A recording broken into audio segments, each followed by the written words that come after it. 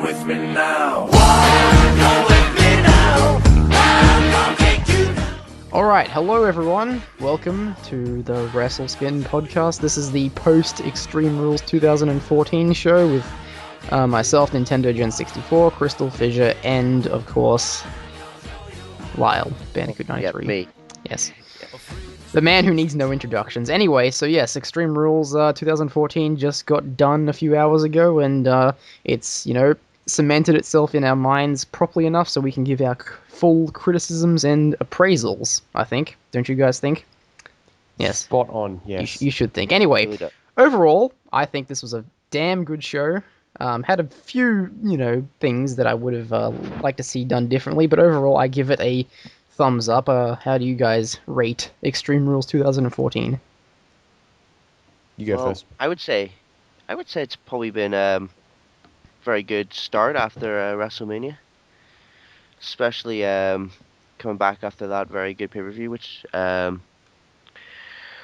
won't even, like you said, I've been sad with some results, which they could have done a little bit better, but overall it was really good. It was a really good pay-per-view. And Conley? Yeah, I echo those sentiments quite a lot. Except, I thought it was really good. I haven't actually seen a couple matches but I do know that the reaction to those were also good. But you missed we'll get to that the later. best stuff, I must say. You've missed, forget the 6-man with the Sheild and Evolution. The WeeLC match, man, you're missing out. But I will say, the WWE have strung together. I know a lot of people hated Royal Rumble because a certain someone wasn't in a certain spot in the certain match. But I thought Royal Rumble was a pretty good show, and I think they've strung together 4 pretty good pay-per-views, one after another, actually. I think they're on a pretty good streak, but the WeeLC match kicked this pay-per-view off. Should have been on the main card, but it was on the pre-show, and this match was just a lot of fun with Hornswoggle versus El Torito. Lyle? I'm actually pretty happy it was the pre-show. I wouldn't have liked to see it on the main card, but I thought the way that was perfect. They put it. I'm sure you would have much rather see a glorified squash on the card. That's always entertaining, isn't it?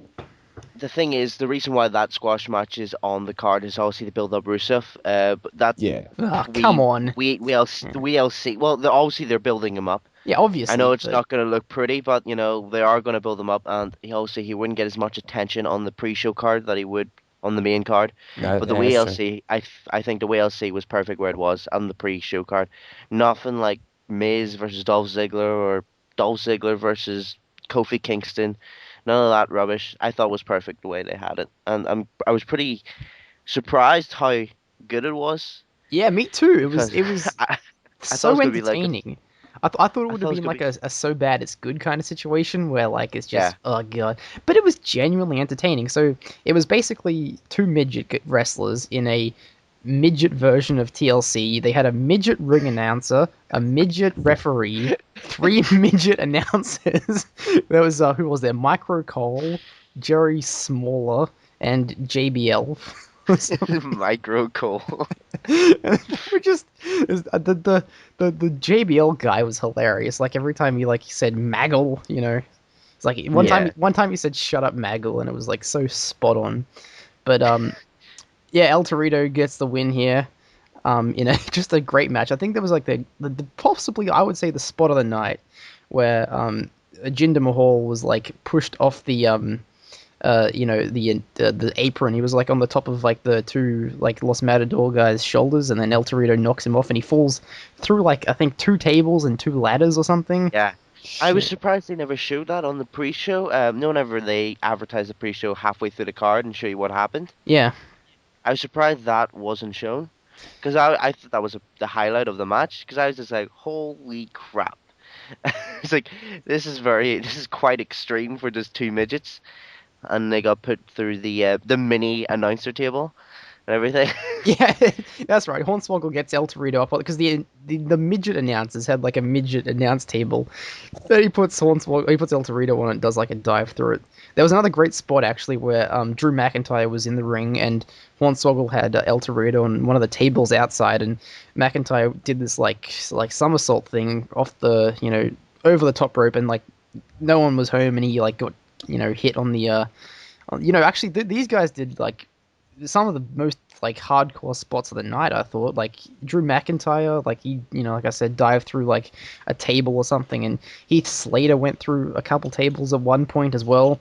But El Torito gets the win with some kind of like senton thing through Hornswoggle through a table, and I thought it was a genuinely good match, and I'm not just saying that because it's patronizing, but it was a pretty good match.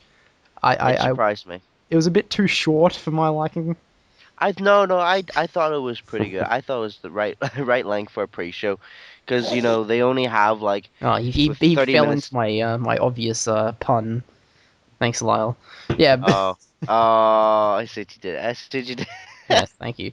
Yeah, but no, there was a good match, and I thought like they did some spots like what the hell? Like why would you on the pre-show in a clearly comedy match have a spot where a guy goes through 2 tables and 2 ladders, and a spot where a guy jumps off the top rope and goes through a table, They went through quite a lot, I have to say.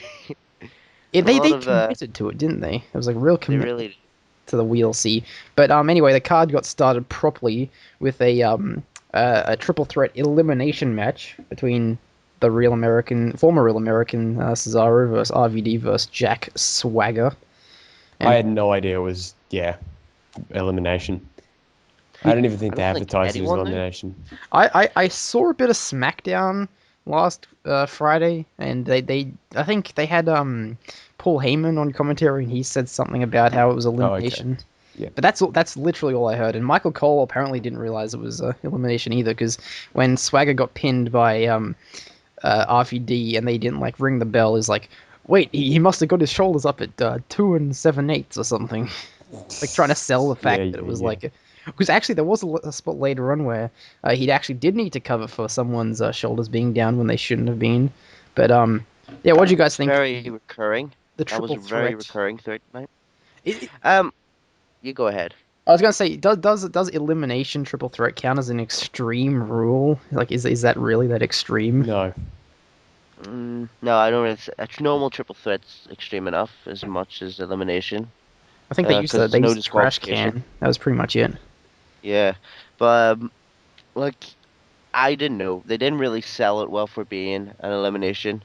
I just thought it was a normal triple threat, and that's why I thought, oh, RVD won, happy days. Obviously, because I had predicted more heels will win tonight than faces, but it was alright. It was a good opening to the card. Glad it wasn't put any higher up on the card. It was right to be the opening for the show.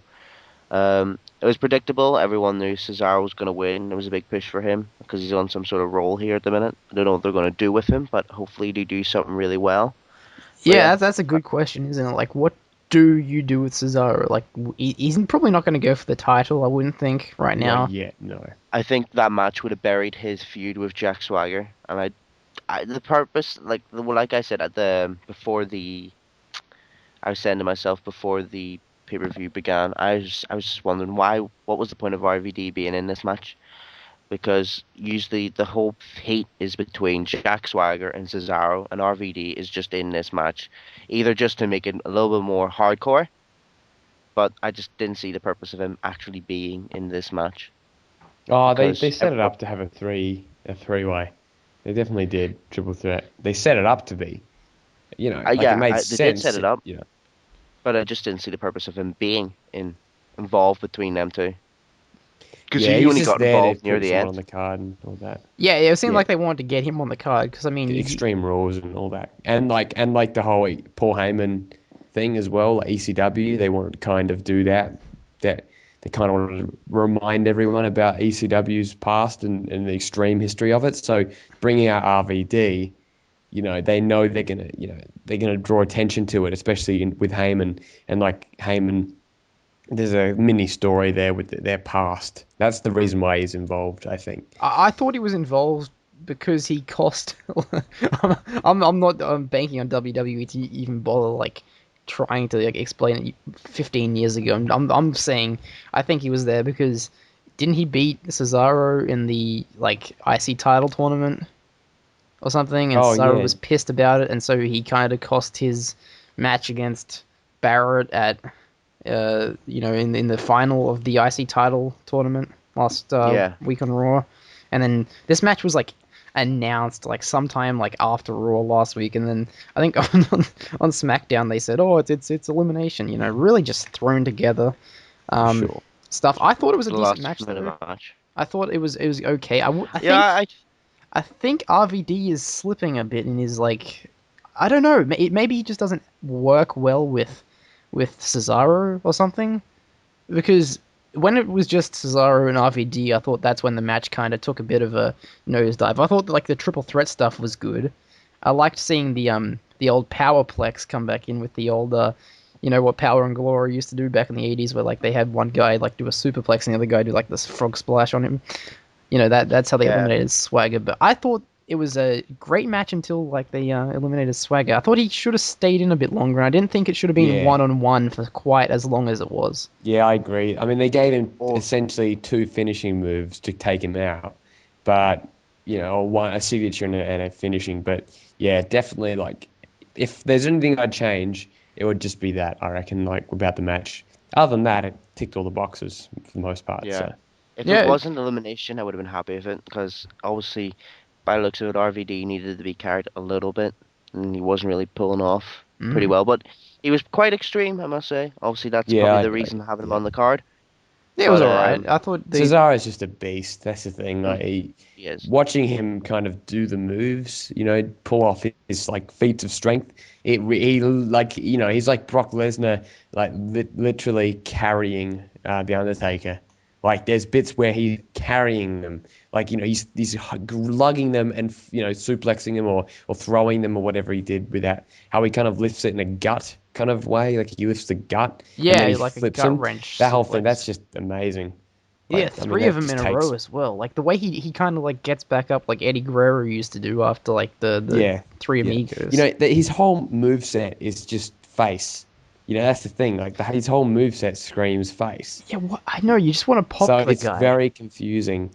When they did the like after the show backstage part, like after the show they have like an interview and Heyman's being like his asshole self, like I'm not going to answer questions from you dumb, and like Cesaro's like when you're this important, you have someone to talk for you or whatever, and so he's like trying to play up a heel thing, but I just simply will not boo him because he's just too much of a talented person. So, yeah, I definitely how could what heel like constantly impresses you with feats of strength? A heel is not supposed to be impressive. He does catchphrases. I mean, he does visual like catchphrases, like poses. Yeah. He does moves that are intentionally done to pop the crowd. What are you gonna boo when he does the swing? You know what I mean? Who wants to boo the swing? The first boos Rob Van Dam has gotten in 10 years was when he broke up the swing. Exactly. So that's how over that is. So I don't know what they're doing. Who knows what they're doing actually? Yeah, tomorrow interesting. I think leading to some kind of obviously split with Heyman down the road where he's gonna turn face eventually. I don't understand why he's with Heyman. Like, aren't there more suitable guys floundering that could possibly? Oh, it's a good thing. It's not a bad thing having him. But put yeah, JTG with Paul Heyman, damn it. Yeah. Anyway, you missed the next match, Conley. That was a squash match with CrystalFissure, yes. CrystalFissure, yes. You missed the next match, CrystalFissure, which was the squash match. The highlight for me of this match was Lana comes out and starts talking about dedicating this match to some role model of hers. And I'm sitting there with my brother. I'm like, she's gonna say Putin. It's gonna be Putin. And it was Vladimir Putin. She dedicated the match to Vladimir Putin, and they had this great picture of Vladimir Putin on the Titantron, and everything after that was just... Let me guess, everyone booed? Yes, everyone booed. It was fantastic. Don't we love Americans? They're like, Jack Swagger's gimmick is to be a racist. It's like, it's not too far off. They literally chant "We the People" with him, which is supposed to be like a racist chant. Yeah. But yet, like, they boo, they boo Lana when she comes out with Vladimir Putin. I thought that was hilarious. But anyway, that's brilliant. Match, Xavier Woods got beaten down very early on. R-Truth actually got some offense in. I do not understand with these Alexander Rusev squash matches. If you're trying to book him as a monster heel, why do the matches last so long? Oh, because that's Yeah. entertaining. You don't want to ever see one move do 3 moves and it's over. That's so lame. Yeah, but If you're gonna do a squash, at least give someone a chance to hit back. And our truth in that, that they're well, our truth especially is an established wrestler. It makes no sense to have him die, get pinned in like 3 seconds. Like there's not no three point to it. seconds, but it shouldn't Maybe like. What? maybe if No, 30 Xavier would, seconds? but Well, the problem is if you're making a guy a super athletic, like not Vladimir, like Alexander Rusev, if you're trying to book him as a super monster heel, what sense does it make if you're going to have a squash match to make it I'll look? cut you off there. It doesn't make sense to have a monster heel that does that in the first place. Yes, There's I know. simply no point of ever doing it because then when he doesn't beat people in 5 seconds, then all of a sudden everything slowly dwindles and eventually he becomes like dancing tensai. It never works. There's no point ever doing it. You book him as someone that does dominate, but maybe 4 5 minute matches, or you book him stupidly like what they want to do with giving a 2 minute with an offense, or you book him in 1 minute. And the latter two are the most stupid booking decisions you could make for someone in the long run. You know what I mean? Like, if you really want to debut someone and get them over, don't do it as an entire monster heel because it's just that it. No one gets behind it. No one even cares. That's the problem. I You certainly want don't to care. That's but if you debuted him right in 5 6 minute matches and he dominates, but you've got these people that are actually and legitimate talent. So like let's say someone like Kofi Kingston, who whether we like him or not is a legitimate competitor. You book him against him, and yeah, the match goes for 5 or 6 minutes, but Kofi still gets his impact moves and stuff like that. But the point is that he will kick out and then use his arsenal and get him down in 5 minutes. But doing it in 1 or 2 minutes, it makes no one look good. It's a pointless angle to go it with. makes the monster heel look good, obviously. No, but only in a very, very short term. Very short term. The problem with monster heel like pushes is that you have logically speaking, from now until the day he retires, every match should be him going in and beating them very, very quickly. Yeah. I can almost guarantee you that sometime in the next 8 months, 10 months, he's going to have a match with someone, and like maybe he even our truth, he's going to have a match and he's going to lose. What sense will this make when he becomes a jobber, if he does? I've seen it happen a million times before. Tensai, right? Comes out, first few weeks, beats John Cena clean, 100% clean, something that a certain someone on this card couldn't do, mind you. And then weeks later, he's jobbing out the Tyson Kidd. Weeks so I later. thought he said Yeah, weeks later. Maybe I just got 3MB on the mind. It's like monster heel pushes never work, in my opinion. I've never seen one that's done correctly. No. Except for maybe Hall of Pain, but that was because he's already established. Yeah, so. and that was different though. That was like a He's top a veteran. guy. Yeah, And that's the funny thing was, me and my friends were talking about monster. I said monster gimmicks never do well, and the one he suggested that actually did do well was Mark Henry. And I believe Mark Henry did do well. He was on and off. 1 minute he's a monster, 1 minute he's not, 1 minute he is. But like you said, for example, look at Big Show, all at Big Show, Great Khali, all of them monsters, Vladimir Kozlov, they've all ended shit. They all just you end up just getting beat by people they've beat hundreds of times. People they've probably just beaten seconds, and somehow they're beating them now. It's stupid, and I like I say, monster gimmicks just never do well. It's In the hard to long run, keep them yes. alive.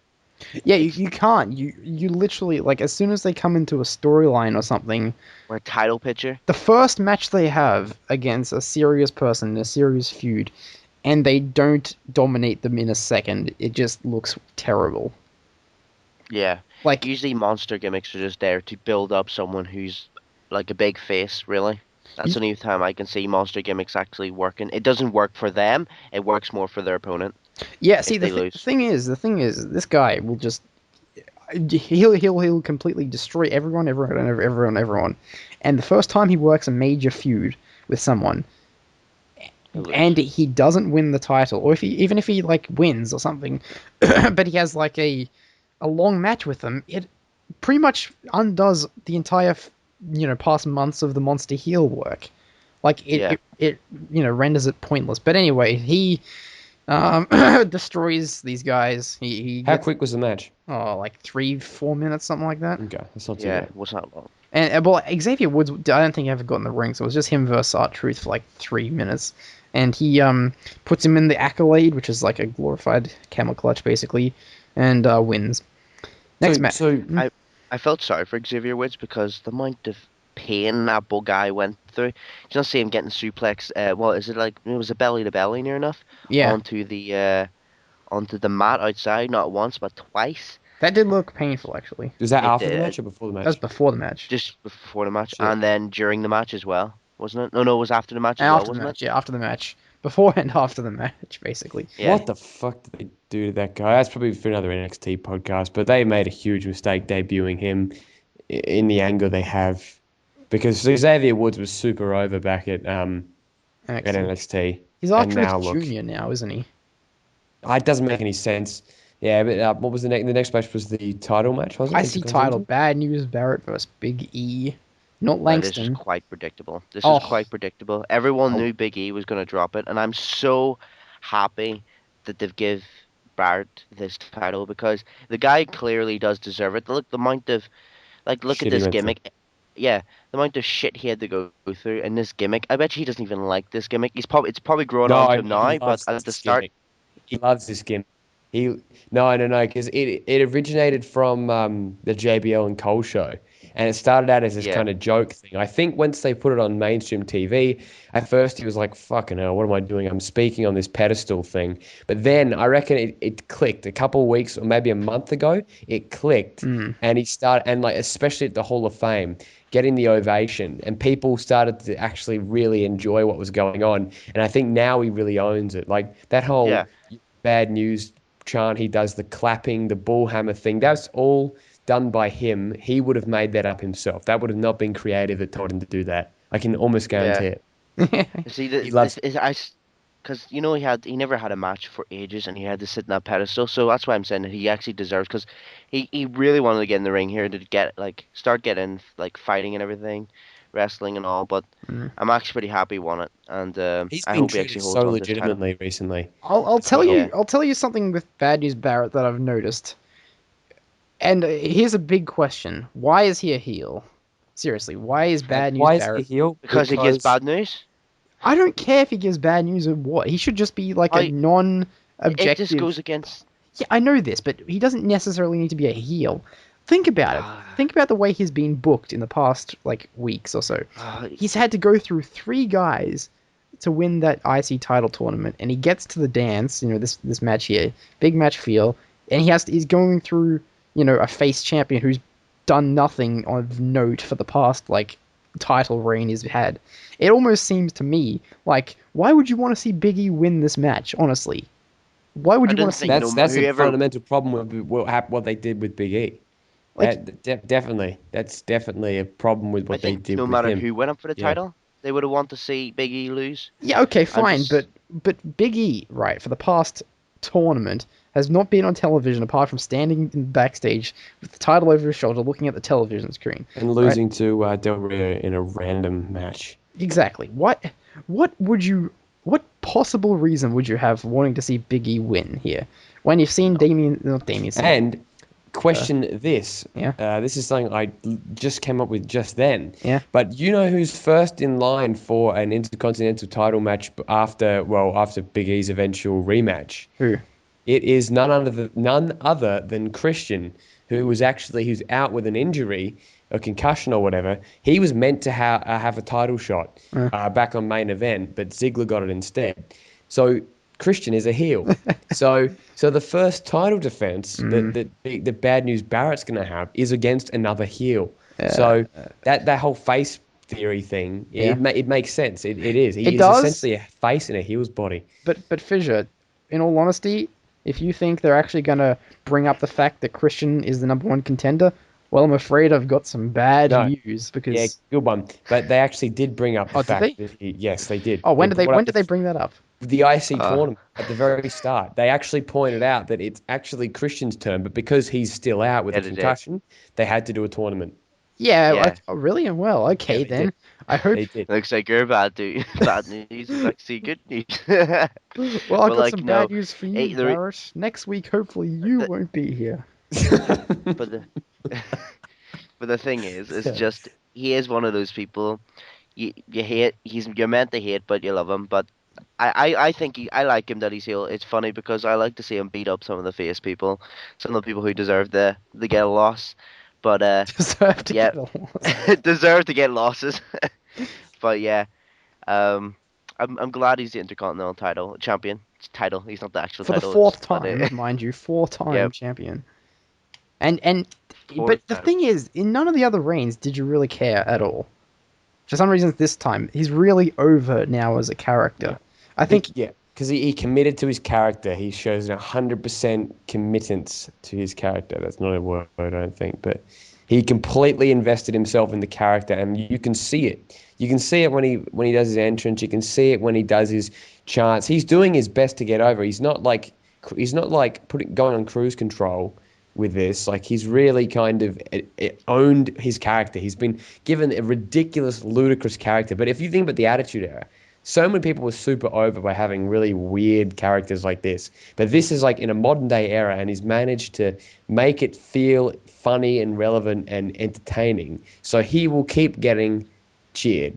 He will keep getting cheered, even though technically you don't really have a reason to, if you think about it, like in the sense that he abuses the audience. He calls them fucking idiots. You know what I mean? he Like does. He They, does. that. So they you say, laugh. why is he a heel? Because what he says is very heelish, but his actual in-ring actions are that of a face. What kind Yes. of but he's a very paradoxical character because he gets chants going himself, like he gets the bad news chant going.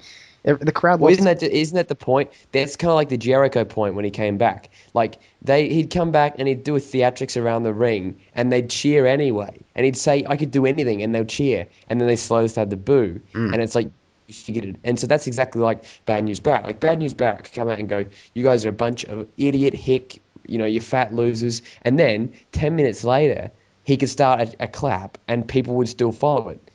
That's the point. He calls them like stupid morons, but then he does they do what he says. It's because So- he's got like a character. Like the thing is, That's right. you have to think Biggie. What is there to invest in Biggie? What can you Like say about- about Biggie? Oh, he's a weightlifter, even though he's never done anything to do with weightlifting on TV. I thought the 5 count stuff was good back in NXT. Remember the 5 count thing where he used to like pin him, and instead of saying 3 5 count thing, and the crowd used to count along with him. I thought that Yeah, stuff yeah, was yeah. good, but they just stripped it of him when he came. Yeah, to, well, that's what they do so many times. Because I can imagine like Vince McMahon being one of the benefactors of like the guy that is responsible for that. Because like I know that like a Triple H who's in charge of the whole developmental thing.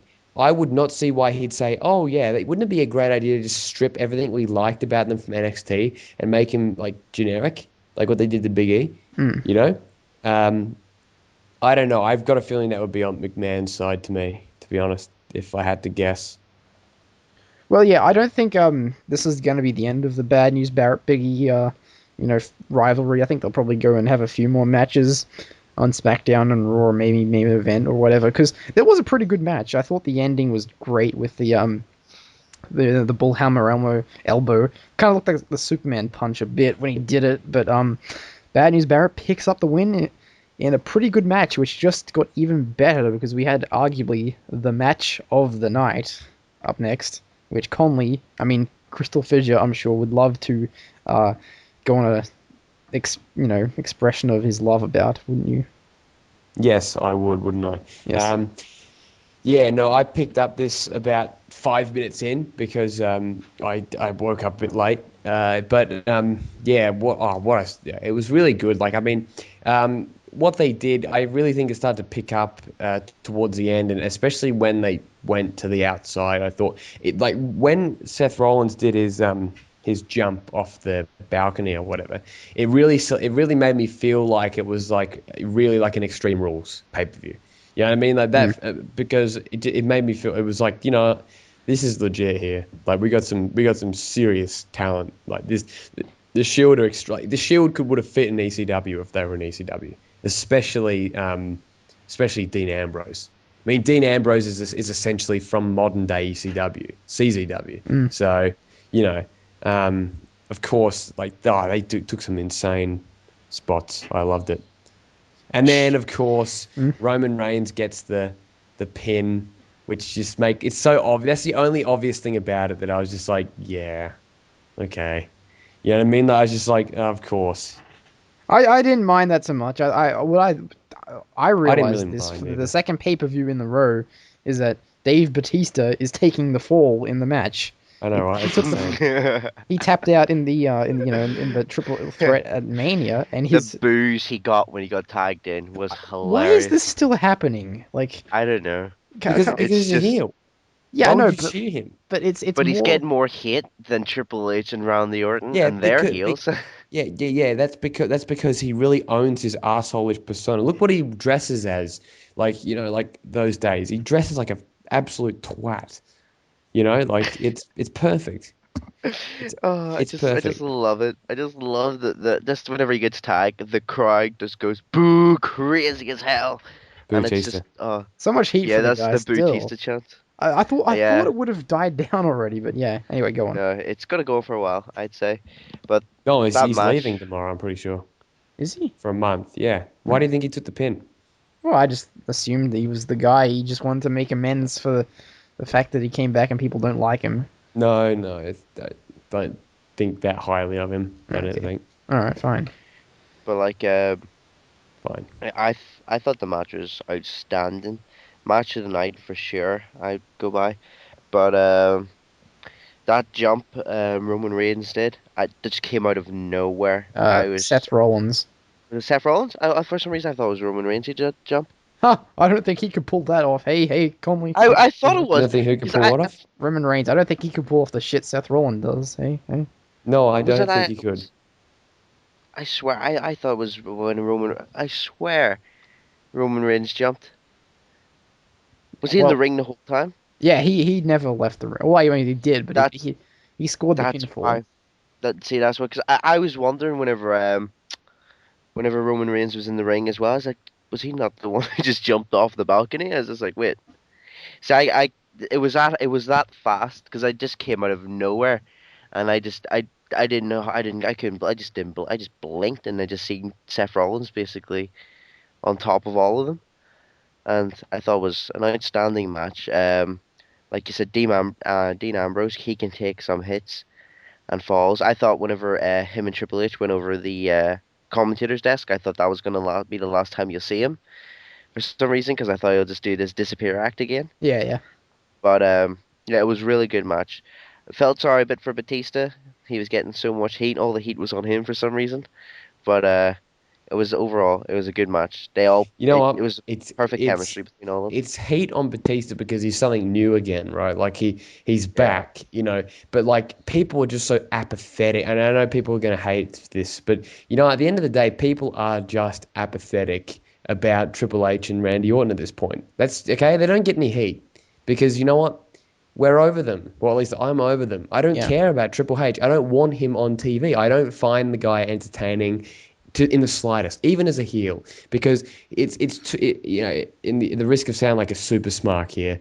It's too real to me almost. Just the way like that whole Fandango burial thing. Like I was just like, you know what? Get the fuck off my TV. Hey, you said Fandango's an A player. Yeah, whatever. He's still an asshole. You know what I mean?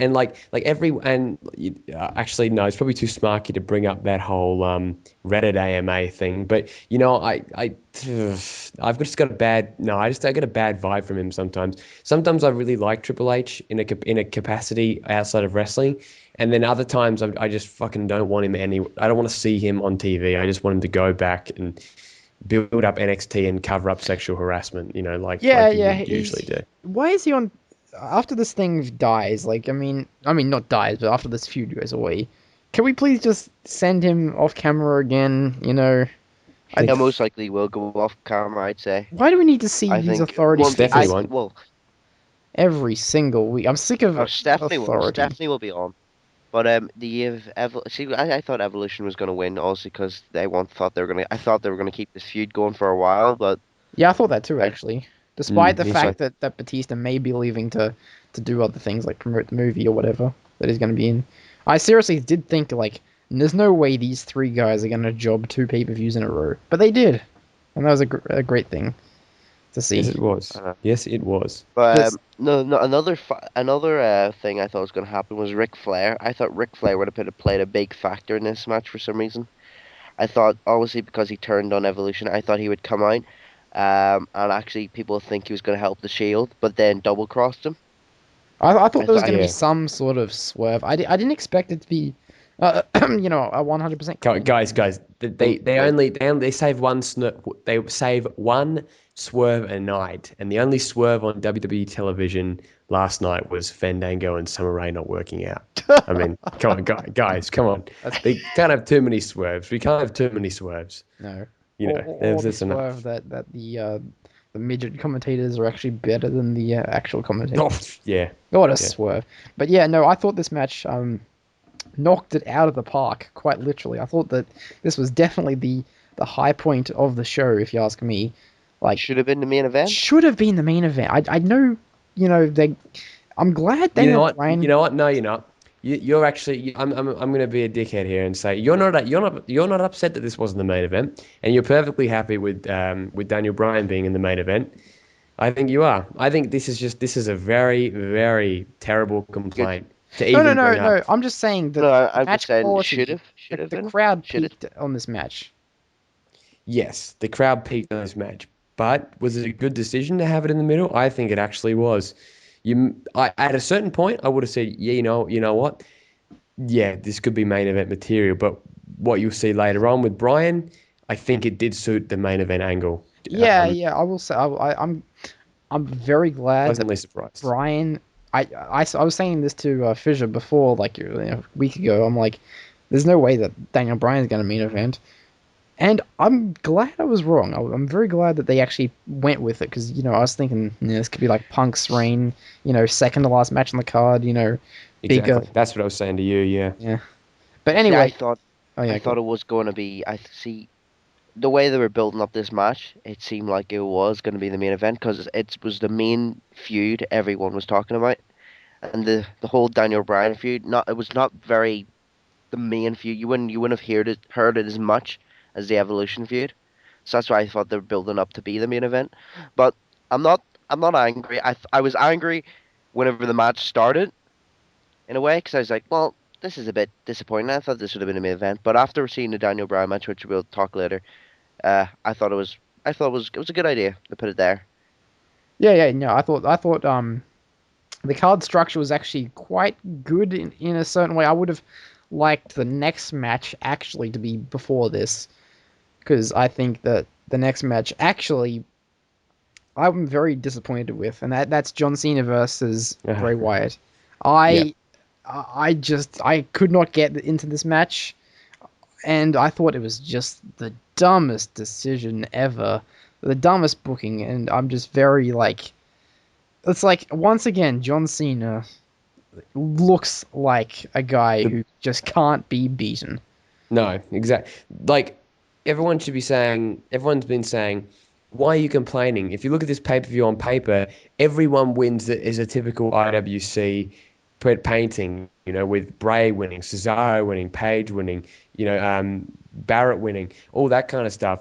And yes, I do agree with that. We shouldn't be complaining, but it does come down to the specifics, and it is the way that Bray Wyatt, or should I say the Wyatt family, won, that again shows you how a bunch of, and this again dickish to say, a bunch of sick children dictate a $1 billion company at the end of the day. Yes, at the end of the day, that's what it comes down to.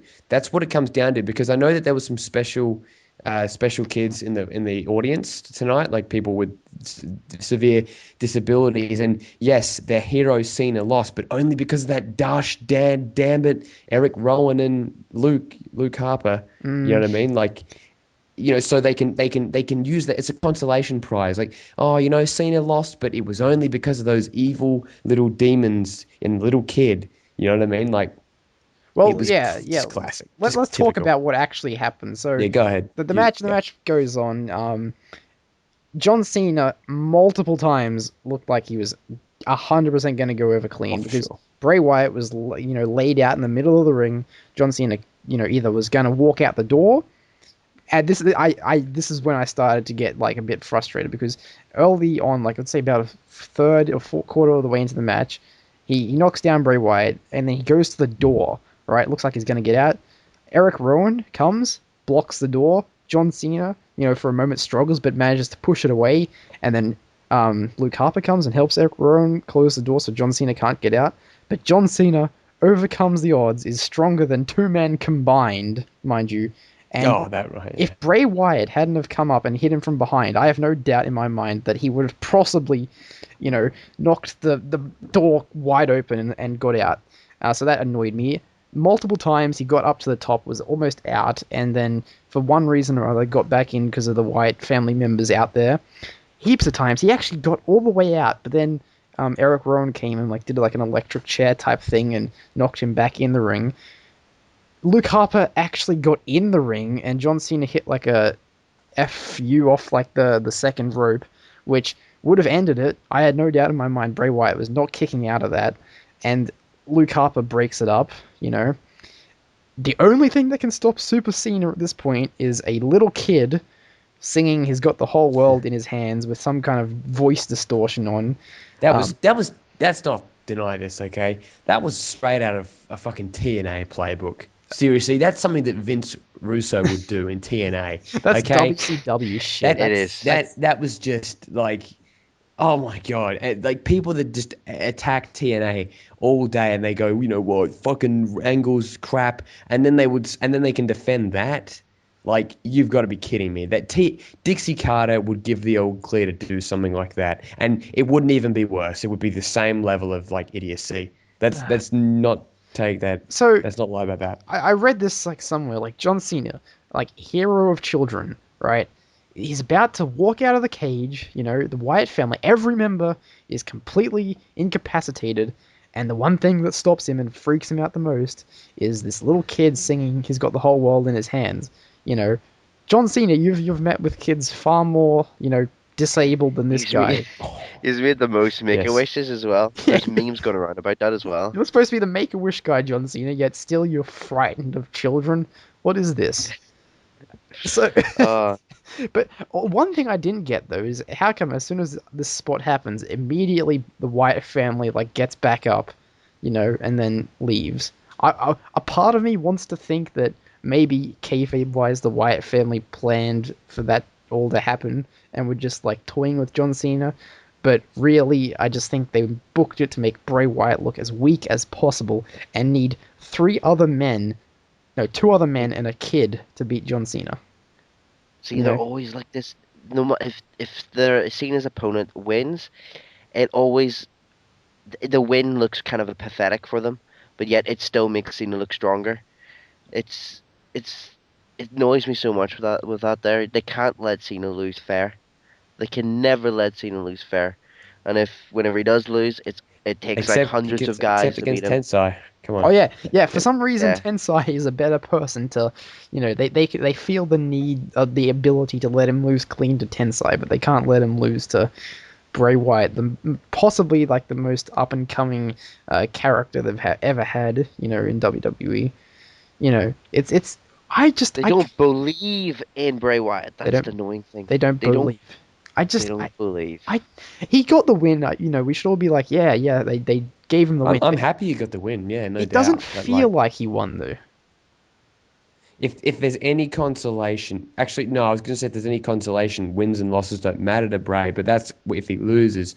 But because he won and he didn't have to, he had clearly a lot of people in his hands forcing him to them to do what they did, including that little kid. And by the way, wasn't it just fitting that when the kid appears back in the promo, it fucks up and you can hear his voice normally? Yeah. That was just like, you know what, this is a broken angle. They've just broken it. The voice changer, it's all a facade.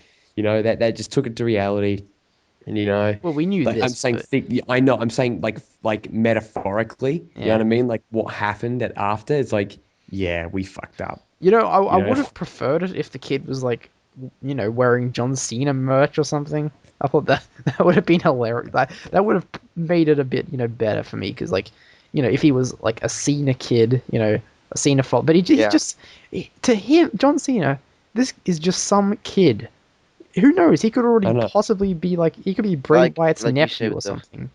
You know? Yeah, like the way you see the merchandise, that could have might have changed the whole angle because everyone knows that Cena's fans are majority kids in a way, Yeah. or everyone believes so. It's majority kids, and having a Cena kid fan cost him the match, kind of just shows him that no one likes him in a way because he is getting that angle because that Raw before Extreme Rules where he kind of has a go with the fans. He's saying, you had the opportunity to vote for it, have voted a fair match and all that there.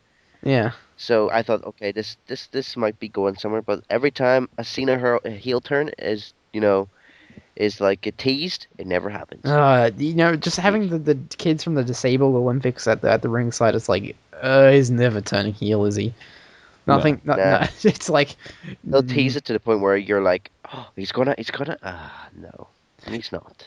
Yeah, so I was very, very kind of like that. That took the wind out of my sails. Like, even though he won, and Bray Wyatt, even though he won, it was a very pathetic win. It was like the most like chicken shit like weak ass win I've ever seen. Like, can you think? Actually, I'll tell you one win that is worse than that, and that's Yokozuna versus Undertaker at Royal Rumble Royal Rumble 1994, where like Yokozuna and like 11 guys were needed to beat the Undertaker. But yeah, so that kind of took the wind out of my sails. The next match, though, the women's match for the Divas title, I didn't think was much of anything. Paige, won the title night after WrestleMania, huge pop. I haven't been impressed with her matches so far as champion. Like, I know the opponents are one thing, but like I'm kind of, they usually have like. I can't wait to hear what Lyle has to say because Lyle and I are huge fans. Yeah. I just went on your Facebook page and called you a sack for having a cover photo of her in one of. No. Ever since she's won the Divas title, I haven't been wowed yet with her wrestling ability. I feel like she's just been getting dominated by her opponents too much. Like it's the best I can describe it was, you remember whenever she's getting treated right now to me like she's a paper champion, and I don't like that. I don't like she's getting treated like a paper champion because she has great talent. She's brilliant. But the way she has a few talents, doesn't she? I can hear your smile right now. I can hear your smile. I know what you're saying. You've echoed my sentiments exactly. It's just she got dominated by Tamina's by Tamina. I don't think she got much offense at all. She just got thrown about in the ring, and then she got a couple of bit of offense, and you could say Tamina went on a bit of a rampage, I think. Yeah, that's the thing. I was like, oh, here we go, guys. This is Paige. She's gonna fucking destroy them. I was just like, oh my god, you show me up here, Paige. Come on. Were they gonna make you do any offense at all? But it was. Well, I'm disappointed. I know what you mean. Because there's like a few like fundamental problems with how she's came up to the roster. I'll first and foremost say that she's probably my tied favorite diva. The other one, of course, being the other NXT darling, Emma. Not Summer Rae, huh? Okay. Summer. Oh wait, yeah, she's just slightly behind. Anyway, the point is like they debuted her, and it was a great idea to debut her with that crowd to get her over. at the same time, I guess the problem is that they, other than that, what have they done to show the Divas, the crowd, that the Divas division is any different other than having her win every match so far? Now, obviously, she's got to win it. She got to win the matches. But I guess the problem is that one, she's only faced two other people, and that's Alicia Fox and Oksana. We're not going to count AJ. And like what they kind of like. Firstly, the commentary, they just go, "Oh, she's pale," like that. Secondly, her first ever finisher that she'd used was fucked up because AJ didn't swing quick enough, so the Paige turner looked really weak. And thirdly, the match tonight was pretty average. Probably the best thing about the match was her ring gear. I was gonna say, like, I bet you Fisher's enjoying this entrance. Oh no, rather. I'm saying because Sandra made it. I'm pretty sure. So right. there's like a picture online. I'm like, yes, good. You guys just don't know what you're talking about. I'll tell you why. How dare you tell me that Paige looked weak? She beat Tamina in that 2 out of 3 falls match in 2 decisive falls, and I See, the thing is, ever since we moved up to this, you can't just move on. You don't understand what I'm talking about. I'm saying that they made a botch in the match where Tamina didn't get her shoulder up in time for the reference. Oh yeah. And They've been doing quite a lot of that. I said that like earlier in the show where like Michael Cole said, "Oh no, he got his shoulder up to the Jack Swagger match," and then he actually thought she didn't get her shoulder up in time, and he kind of like tried to Now, if that match ended there, that would have been almost a 0-star match. Like seriously, like it would have been terrible if it ended there. Problem is that they didn't actually like that. I noticed it. Like it kind of they didn't really recover from that. It kind of plagued on their minds, I think. And they didn't last much longer after that, did they? They did a couple spots, and then Paige did it. Yeah, that was the only highlight of her match was her finisher. But she needs, for some reason, she's not getting much height on her finisher as much, so it doesn't look as good. Well, I think the fact that she got a winner is kind of impressive, but like Tamina tapped out the Scorpion Crosslock like immediately because I don't think Paige could have held her head there much longer. But I'm waiting to still be wowed by Paige. She needs to flat her. Like I wouldn't counter match AJ because it was too short.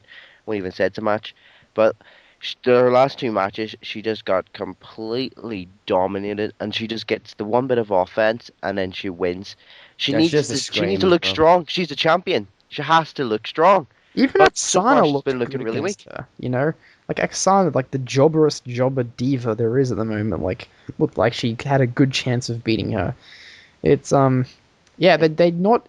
I've not seen a really good Paige match yet.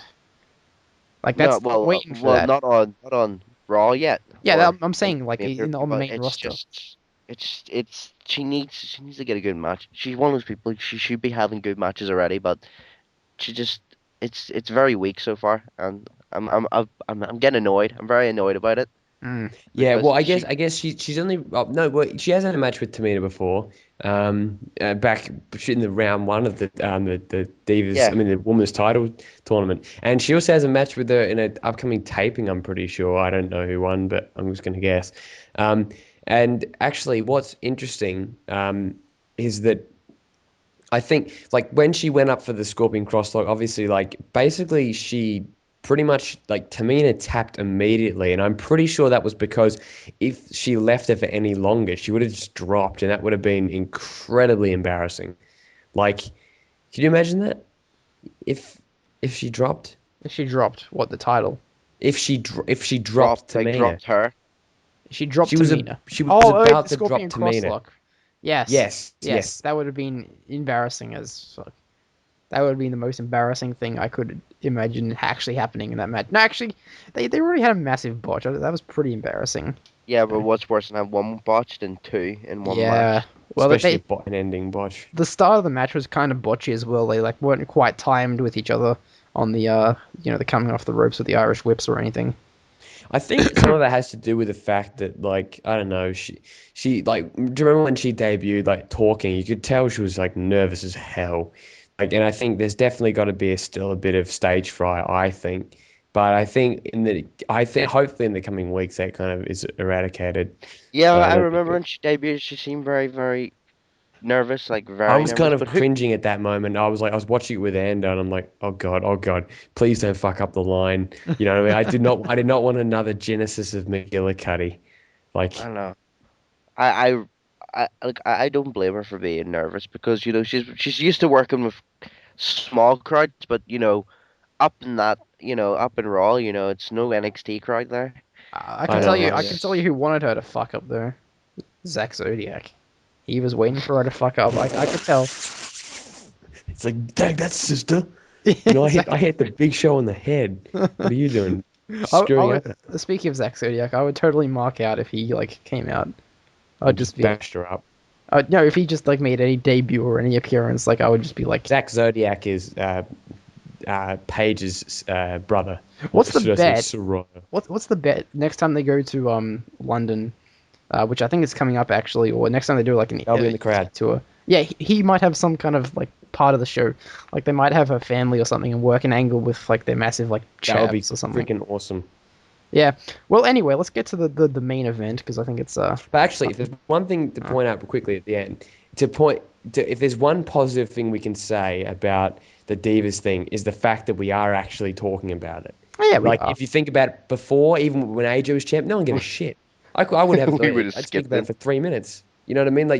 Like a bathroom break. But we actually care at this point. Whether we like what's going on or not, we are somewhat not. I think we are invested into what's going on, and we actually care about what goes on. So in that regard, they have accomplished that. I'm You know paying what I mean? attention to what's going on. That's to say the least. Pay attention, yeah. Pay attention to this match because it was the Extreme Rules match for the WWE World Heavyweight Championship. I'm really sick of saying that. That's such a long. Yeah. Can't we just have the WWE World title? Do we really have to put heavyweight in there? Anyway, It is too long to say it as well. I Kane say this call. versus Daniel Bryan in a rematch from their historic match at SummerSlam 2012. And I'm pretty sure they actually had a match at SummerSlam 2012. I'm just like bringing that up off the top of my head. Yes, Daniel Bryan goes over in a very was this match good? I'm not too sure. I Yes. can't really tell. It was good, I think. It was good. I thought it was good for the two people well, especially for Kane. I thought it wouldn't be as good because I thought Kane would be pretty slow, but he was. I thought it was the right amount. It made Kane look pretty, strong. I thought, oh, he's the monster Kane. It's not going to be very extreme or anything. But him lighting that table on fire, it just give you kind of the glimpse of the old Kane. Not as big as the old Kane, because the old Kane would have just been a lot more hardcore in a way, I would say. Mm. But it kind of give you that glimpse in the Attitude Era, how he used to be. But the only disappointing about that was how he went through the table. Yeah, I think he yeah. could have went through that table a lot better. I think he should have been. I That was just expecting Mick killed it. Foley type stuff. Yeah, I was expecting some sort of jump. Daniel Bryan just does some sort of knee to the head or something like Yeah, that. and Makes then him fall in. as soon as he goes to the fire table, like the guy has come with the fire extinguishers immediately. Like, Oh, well, okay, Mr. Would I jump through a fucking fire? No, but They have to do that. Come on. Oh, I don't care if I've- it was on fire for 0.3 seconds. The fact that they committed to that, no, there's I'll tell no you what the just problem is. He fell through fire. I'll tell you what the problem is. The problem is that okay. Let's speak kayfabe for a second here. Were these guys expecting that there would be some kind of fire going on in this match? Like Vince McMahon's like, oh, there's gonna be a fire spot in this match. Send guys out there with fire extinguishers just in case. I have a feeling, I feel in my bones or something. Well, yeah, he's going to send.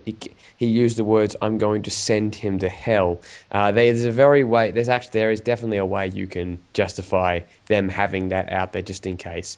It's an Extreme Rules match. They have a shitload of stuff under the ring, that kind of thing. Yep, they many can tables, definitely many justify. ladders. Well, Yeah. how come? Okay, in that case, why would instead of employing guys, to put you out of a fire, why would you instead not put any material under the ring that could be used to create a fire? Exactly. That's it. Yeah, Like, you're right. and also, you could tell. I was watching this and I was like, "There's gonna be a spot with the flaming table right now," because one of the guys with the fire extinguishers was on camera for like a second, and you could kind of see. I was like, "All right, here it comes," and it was okay, even though I think all that happened was Daniel Bryan like, what did he do? Like to knock him off the rope? I don't know how he did. I just thought Kane slipped. It looked like Kane just slipped into his own table. That's what I kind of thought as well. He slipped and then he gets up immediately, gets back in the ring, and Now I'm gonna say this here: if the men with the fire extinguishers weren't there, Kane would have won that match. what They would cost him that match. They cost him that match. What You know. the fire extinguisher stuff was in his eyes, and he couldn't he Yeah. couldn't see the knee Just coming. see when they sprayed him, and just came. He was like getting completely sprayed. He went in the ring and he stumbled in and he got that knee to the head. See, you know what? The fire extinguishers screwed Kane. I don't even think he was on fire for like actually I don't think he actually caught fire at all. It didn't look No, I like don't it. think he did. No. I think he got up so quick. What did you think of the I spot thought- with the forklift? What do you think of that spot? Classic that was- Attitude Era. Yeah, You like know what it that? You reminded like me that of? stuff? The Rock and Mankind. And I remember was- whenever I was thinking that. you were gonna say that way? I was thinking it. I wasn't gonna say it, but I was thinking it. It reminded me a little bit of that there. But like I said, I was talking about the whole table thing, about how the last extreme thing I've properly seen, or I could remember, was whenever Mick Foley got speared by Edge to the firing table, and I thought, what a coincidence that actually happened. But like I said, it was very pathetic how he got through it. I think he could have went through it a little bit more better to make it look more extreme. To me, it just looked like he slipped, went through the table, he got up really quick, and stumbled in the ring and just got a knee to the head. That was it. But I thought the match was really good. I thought everything they worked really well, and I was glad that they didn't spend the whole match in the ring. Look at other street fights you've seen, no disqualification matches, anything that was meant to be like hardcore, like. Well, It's- I kind of felt it should have probably been like a Falls Count Anywhere match or something, but then they did like the forklift spot, and Yeah, where they put Kane, like Daniel Bryan puts Kane on the forklift, and then he drives the forklift in. It was something, I always think kayfabe wise when I'm watching stuff. It's like, does Daniel Bryan just know how to drive a forklift, or has he had experience driving a forklift, or does he, how does he know how to drive a forklift? we were all saying it. We were saying, wow, he's pretty good at driving this forklift here. He knows how to work it and everything. Has he practiced it? He's probably had some practice. Yeah, well, I thought there Probably. wasn't much in the way of actual like wrestling in the match. It was a lot of like walking around backstage kind of stuff. Like at one point, Daniel Bryan got thrown onto like a bonnet of a car or something. Like the thing is, when wrestlers do stuff like outside the ring, they never take bumps, on the concrete for obvious reasons. But it kind of, in any kind of shoot fighting, so to speak, that they do outside the ring, especially with like hitting heads on like stuff, it never looks real. Like it always looks like it's slightly like less kind of stuntmanship, I suppose, when they like get outside the ring. I don't know if you think the same thing. Like when you're Yeah, inside the I know ring, you what you take mean. bumps and you do Well, like- moves. Like why wouldn't you do that outside the ring? If you have no care for your opponent, why wouldn't you just like hit them with your moves outside the ring? Yeah. Well, like What was that? there were some good matches. The one bit I like is whenever Daniel Bryan lands on that car, and that would have been painful for him, in a way, I'd say. I like when he came through the whatever that thing was through the The air Through the tank cup. or the gas tank, whatever it was, and Something. they got stuck through the window. that was pretty cool. I enjoyed that. And Yeah. I was saying before, Fisher, that there wasn't much in the way of actual wrestling in this match. It was a lot of like No, there wasn't.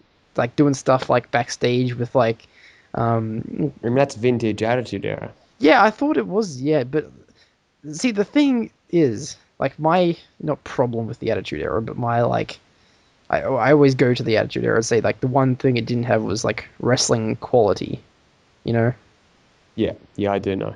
So like it kind of felt Yeah, like it's- I thought that maybe they spent a bit too long backstage or something, because to me it was I can't tell if the match was good or not, because is a good match people spending a third of the time walking around behind the scenes? Is that what makes a good match? You know, but then like there's flaming table spots and everything, so I couldn't really tell if it was a good match or not. See, the annoying thing about me, the WWE never uses up all their time. They still had a good 15 minutes left as well, so they could have maybe used. I thought maybe the match should be a little bit longer. I'd say maybe just another 4 or 5 minutes. But overall, I thought it was still a good match. It lacked quite a lot of like wrestling moves, but it's an Extreme Rules match for a reason, and I thought it was okay. I mean, if they did, like you said, did their moves outside the ring, then that would have been a little bit better. Yeah, I would have liked to see like a choke slam or something onto something outside the ring, you know, something like that. Like Yeah, that would have been good. Maybe a choke slam on the car or something like that instead. because to me it On the felt hood like of the car. it was going all right at the start, and you know, Kane trying to like do all the stuff he did to Bryan on Raw, you know, on the pay-per-view, and Bryan blocking it. And then they go backstage, and then it kind of dragged a bit, and then they come back, and I like the spot where Bryan jumped off the forklift and did that diving headbutt onto Kane. I thought that was pretty good.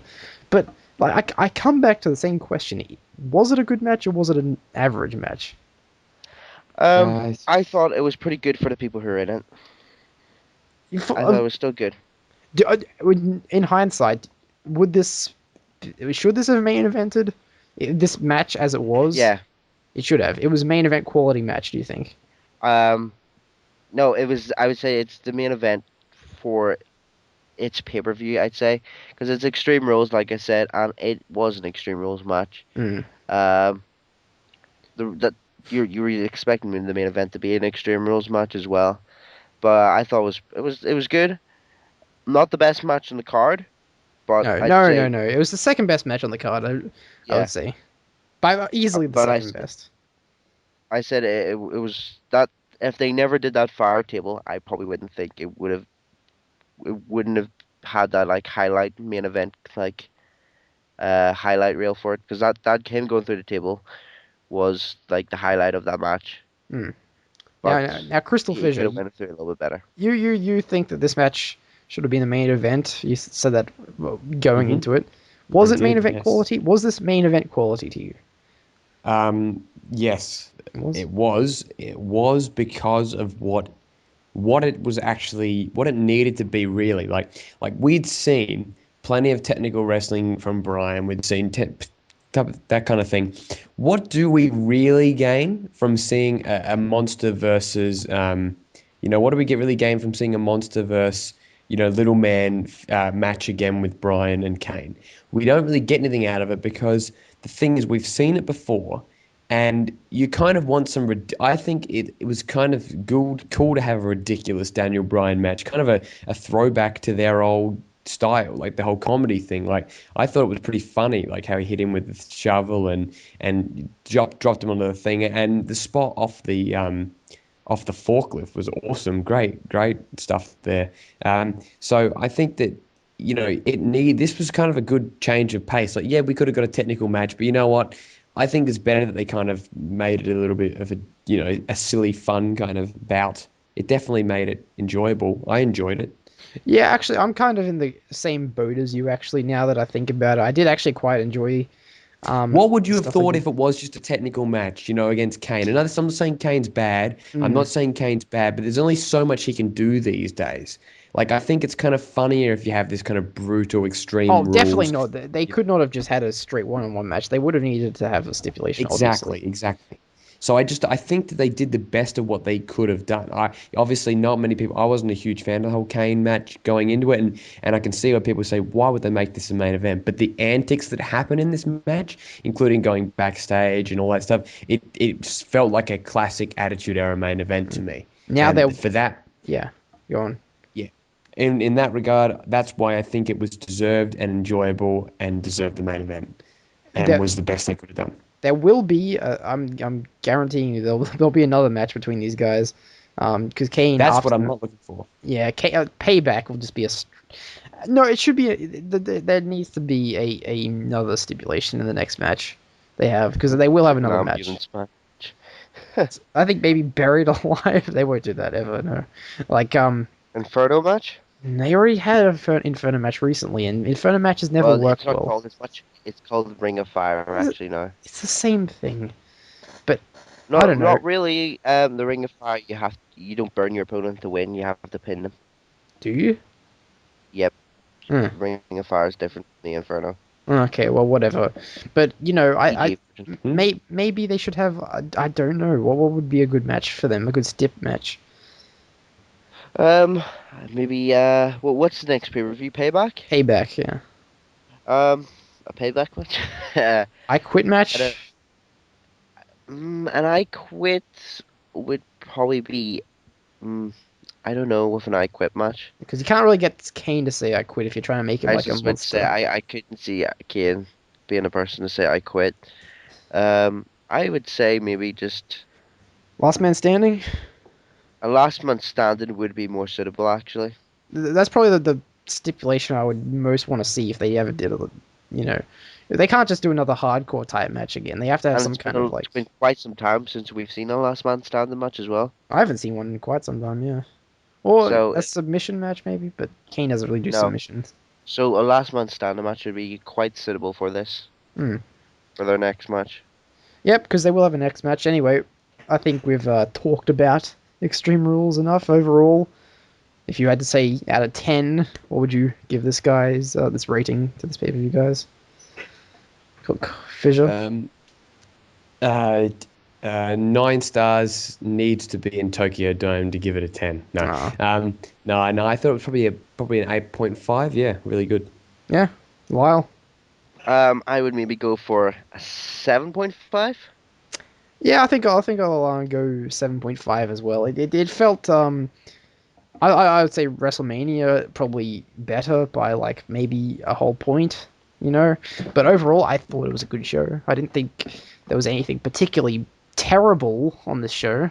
I thought this probably could have been elevated, way more. If the Bray Wyatt Cena match was more clean finish in terms of Bray Wyatt going over more cleanly. That's really, I think, what drags this pay-per-view down for me. But yeah, overall, good show, good stuff, and WrestleSpin podcast, I think, will return with the Payback podcast edition of the WrestleSpin podcast.